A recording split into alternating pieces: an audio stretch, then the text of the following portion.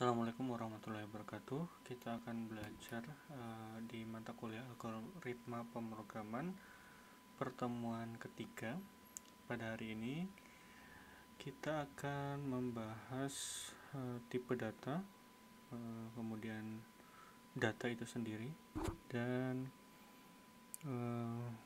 variabel, kemudian nilai, ya. Itu yang akan kita pelajari hari ini. Oke, untuk pendahuluannya, setiap bahasa pemrograman pasti memiliki data yang perlu diproses menjadi output tertentu, ya. Jadi tujuan dari bahasa pemrograman adalah memproses data. Setiap data yang ada itu diklasifikasi dalam tipe data yang berbeda-beda, ya.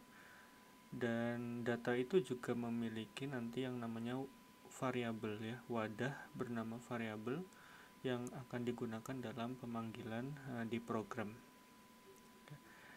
Untuk setiap istilah yang ada di sini jangan bingung dulu, nanti kita akan mengetahuinya satu persatu, ya. Nah, pertama kita harus mengenal dulu, ya.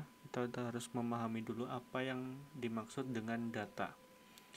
Data merupakan sesuatu yang belum mempunyai arti bagi penerimanya, ya. Bagi yang mengartikannya itu belum ada artinya sama sekali, dan masih memerlukan pengolahan agar data itu memiliki arti. Data biasanya berisi fakta-fakta dalam bentuk angka, huruf, teks, dokumen, gambar, ataupun suara, ya. Itu yang disebut dengan data, ya. Simpelnya data tidak memiliki arti, ya. Data itu sesuatu yang tidak memiliki arti, ya, namun dia butuh pengolahan untuk membentuk suatu informasi, ya. Jadi data dan informasi itu berbeda, ya. Informasi itu kumpulan dari beberapa data, ya, sedangkan data adalah komponen penyusun dari informasi. Data itu tidak memiliki arti sebelum dia diolah, ya, seperti itu. Contoh data, ya. Ini ada beberapa contoh data. Ada data bilangan bulat. Bilangan bulat itu -3, -2, -1, 0, 1, 2, 3, dan seterusnya, ya. Ada banyak. Ada bilangan bulat positif, ada bilangan bulat negatif. Data nama mahasiswa, ya. Ada Ira, ada Rama, Sinta, ada Jamet, dan lain-lain sebagainya. Ada data merek mobil Honda, Suzuki, Toyota, BMW, dan lainnya, ya. Jadi data ini belum memiliki arti, ya, karena data ini cuman berupa kata, ya, berupa karakter, berupa huruf, ya. Belum dipakai menjadi suatu kalimat misalnya, seperti itu. Nah, di dalam bahasa pemrograman, pengolahan data itu memiliki fungsi. Fungsi pengolahan data adalah mendapatkan informasi, ya. Tadi sudah disebutkan, mendapatkan informasi atau kesimpulan dari data-data yang diolah, ya. Contohnya tabel di samping ini, kita akan melihat kriteria tertentu yang mengakibatkan mengapa seseorang mahasiswa ini tidak lulus atau mahasiswa ini bisa lulus, ya. Jadi dari data ini, ya, data-data mahasiswa dan data nilai, kemudian keterangannya itu kita lihat kriterianya tidak lulusnya seperti apa, ya. Jadi kalau dilihat dari sini, berarti ketika mahasiswa mendapatkan nilai di bawah 71 misalnya, kita anggaplah 71, ya. Di bawah 71 berarti tidak lulus, sedangkan di atas 71, ya, di atas 70, ya, di atas 70 dan 71 itu mahasiswa lulus, ya. Berarti kriteria atau kesimpulan dari lulus atau tidak lulusnya itu berdasarkan dari data nilai, ya, data nilai yang dimiliki oleh mahasiswa. Ini fungsi pengolahan data di bahasa pemrograman, ya. Jadi dia akan mendapatkan kesimpulan dari data-data yang dimiliki. tipe data ya. Tipe data itu adalah sekelompokan nilai yang diklasifikasikan jenisnya agar bahasa pemrograman mudah mengenal dan mengolahnya dalam metode pengoperasian tertentu ya. Jadi ada data-data yang semua data di dalam bahasa pemrograman itu harus diidentifikasi dulu. Dia itu tipe data seperti apa ya. Dia itu huruf kah, angka, atau gambar, atau suara, yaitu harus memiliki tipe datanya masing-masing. Tipe data ini akan mengenali data tersebut dan akan diolah di komputer, karena komputer itu harus mengerti dulu tipe data dari data yang diinputkan. Nah, ilustrasi yang paling mudah adalah tipe data itu seperti nama marga ya dalam suku tertentu. Misalnya di Batak, kita tahu di Medan gitu ya, di Batak ada marga-marga Batak yang kita tahu orang ketika memiliki marga misalnya Nababan atau Tampu Bolon atau yang lainnya ya, Sitohang misalnya. Nah, itu kita tahu dia berasal dari daerah Medan gitu, daerah Batak gitu ya. Kemudian kita tahu karakter khasnya seperti apa, kemudian ciri fisiknya seperti apa. Itu adalah ilustrasi paling mudah kita mengetahui tipe data ya. Kita memahami tipe data. Ada tipe data primitif ya. Ini yang tipe data primitif adalah tipe data yang sering digunakan dalam bahasa pemrograman, dan tipe data ini cukup sederhana ya. Dia akan mengidentifikasi suatu data itu, suatu data-data yang sederhana. Nah, misalnya integer, ada tipe data integer itu bilangan bulat ya, bilangan bulat 0, 1, 2, 3, minus 1, minus 2, minus 3 dan seterusnya.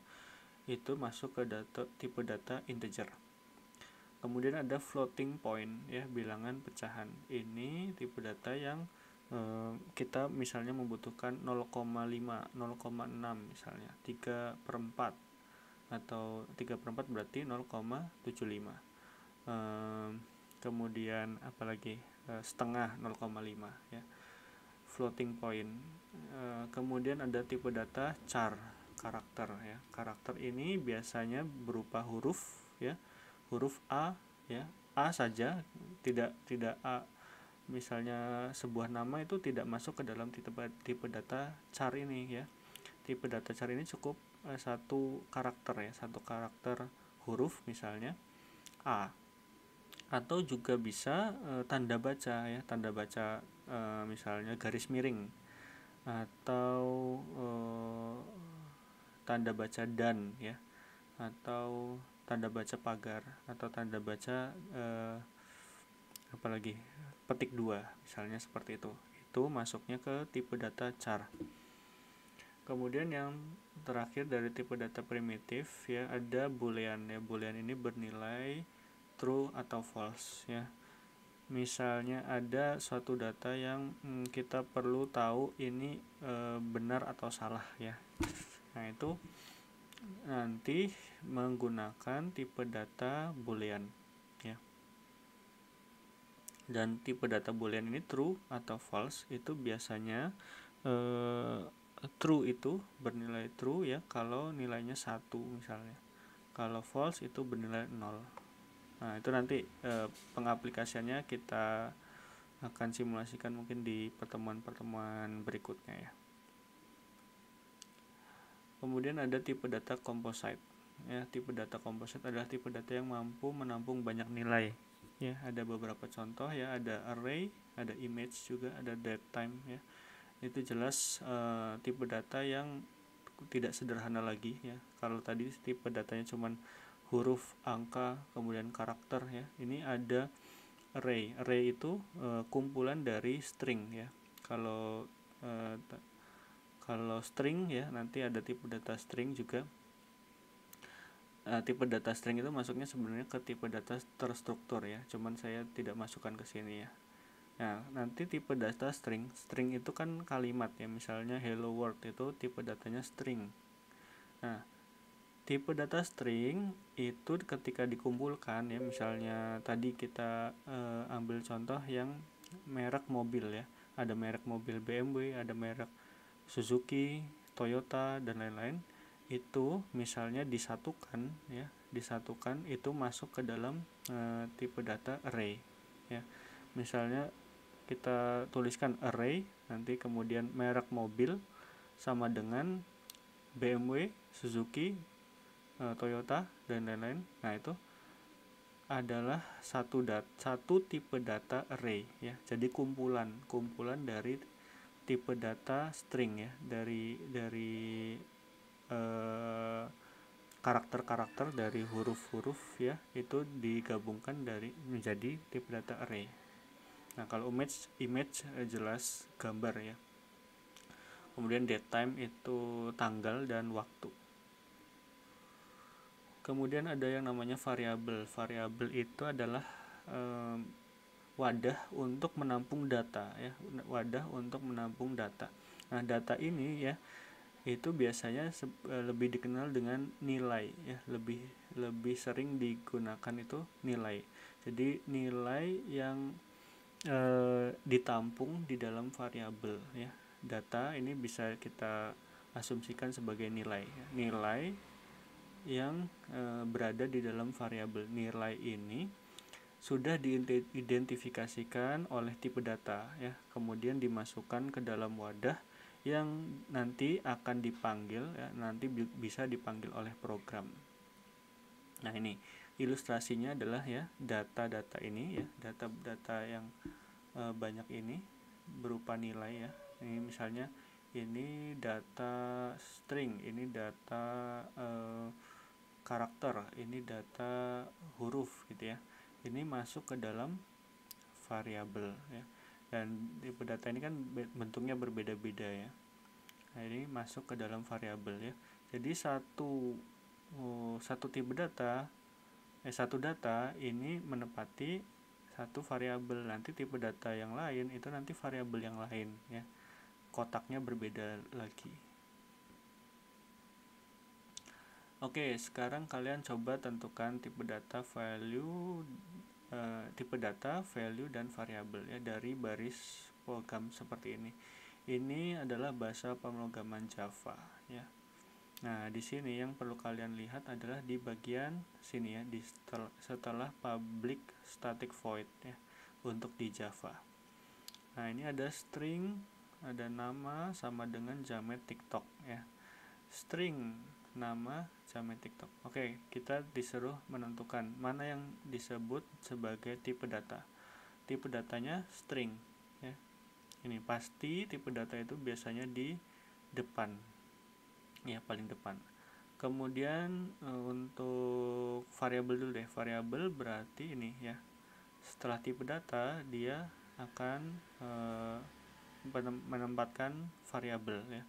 Variabelnya ini nama ya. Oke, untuk penulisan variabel ya, itu tidak boleh diawali dengan angka ya, harus dengan karakter ya.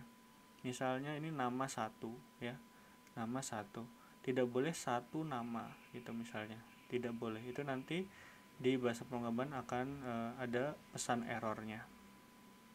Atau tidak boleh juga dengan karakter tertentu ya, misalnya apostrof ya, atau petik 2 ya, karena nanti akan interpretasinya akan berbeda ya.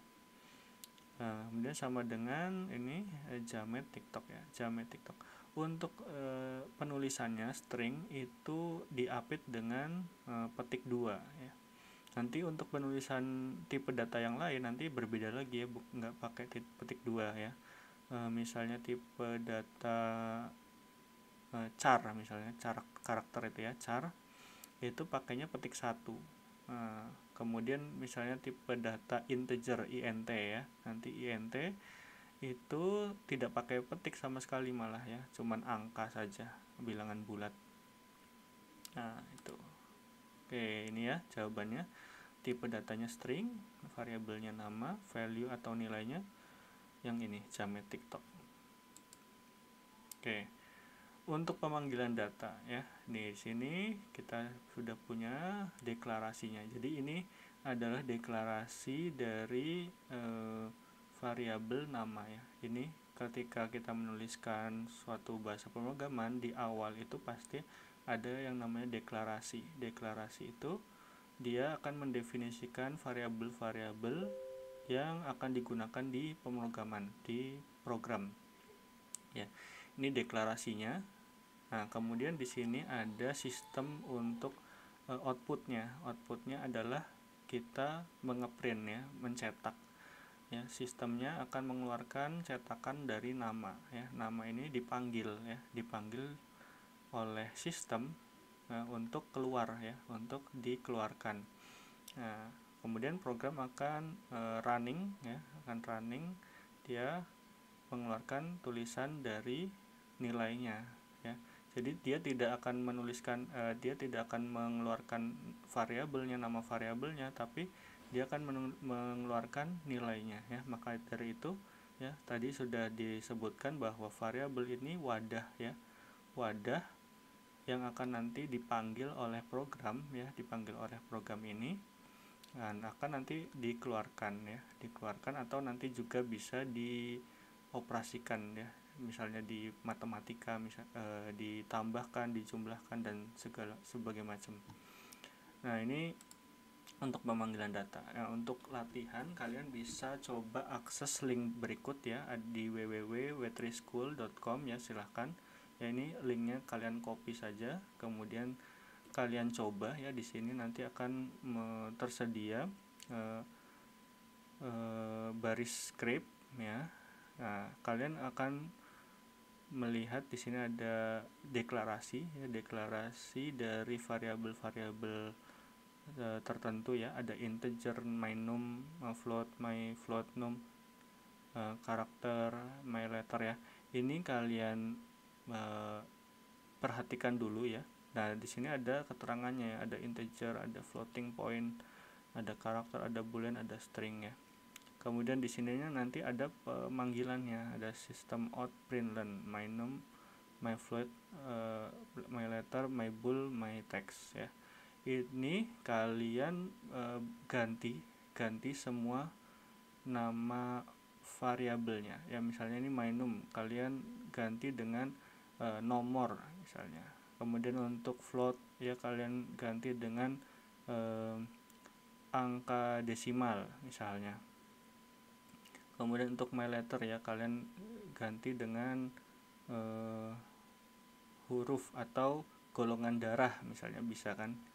Untuk boolean kalian masukkan kebenaran misalnya, ini ya, variabelnya kalian rubah.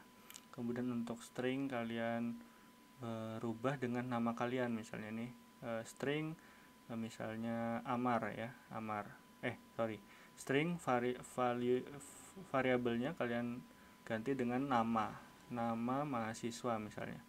Nah, nama mahasiswa itu penulisannya juga jangan dipisah ya. Nama dan mahasiswa itu digabung nanti di variabel ini. Seperti ini ya formatnya ya. Jadi tulisannya itu yang depan kecil, my text ini ya. My dan text ini kan nggak dipisah nih ya. Jadi digabung ya, my-nya kecil, text-nya besar. Nah, kemudian ini kalian rubah menjadi nama mahasiswa ya. Kemudian ini kalian isikan sebagai nama kalian ya. Nah, kemudian setelah kalian mengganti variabel-variabel yang di sini ya, terus kalian juga boleh ganti nilai-nilainya, ini nilai-nilai yang di sini.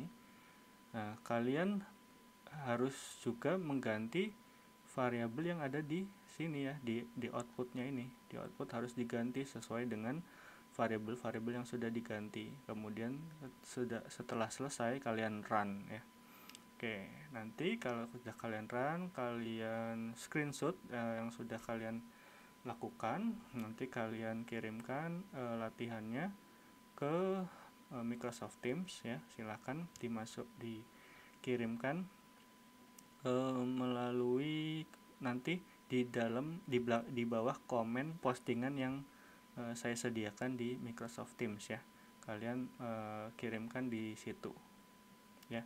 Oke, mungkin itu saja yang bisa saya sampaikan, mudah-mudahan bermanfaat ya. Mohon maaf karena hari ini ada beberapa agenda di luar kampus, jadi untuk kuliah ini saya rekam ya videonya, dan mudah-mudahan kalian tetap semangat ya belajar algoritma pemrograman ya. Mungkin itu saja. Apabila ada kesalahan saya mohon maaf. Wabillahi taufik wal hidayah. Wassalamualaikum warahmatullahi wabarakatuh.